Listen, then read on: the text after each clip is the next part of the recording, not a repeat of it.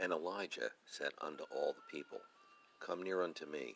And all the people came near unto him, and he repaired the altar of the Lord that was broken down. 1 Kings 18:30. For God to move the altar which has been broken down, and which was a type of the coming atonement of Christ, had first of all to be repaired. Presently the church, that is, if it is to see a move of God, has to come back to the cross. God will tolerate no other direction.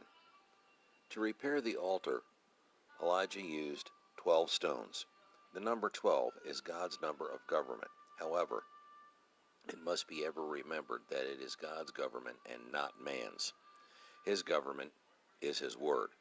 That government is centered up in the cross. Elijah next made a trench about the altar, which speaks of separation.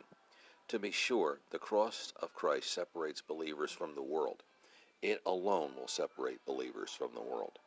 Then the great prophet put the bullock, cut it in pieces, on the altar, which represented Christ on the cross. The bullock cut in pieces represents the horror of sin. It is much more than a mere surface problem, but rather goes to the very vitals of the human being. Hence the necessity of the cross, which alone addresses sin, both its cause and its effect. Hebrews 10, verse 12. He then filled 4 barrels with water, did it 3 times, and poured it on the sacrifice that was to be offered. The water ran down and filled the trench. The water is a type of the Word of God, which is to saturate everything. More than all, this typifies that the cross of Christ alone fulfills the Word of God in every respect.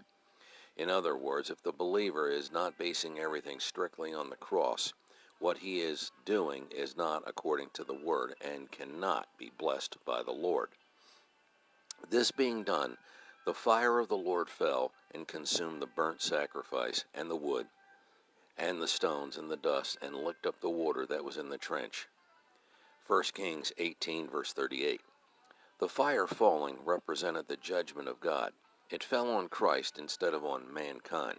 However, if the cross is not ever the object of one's faith, to be sure, ultimately, the fire of judgment will fall, and it will be on the individual instead of on Christ. Christ became our substitute, thereby taking our place. However, as God the Father cannot be approached except through Christ, John 14:6. Likewise, Christ cannot be approached except through the cross, Luke 9, verse 23.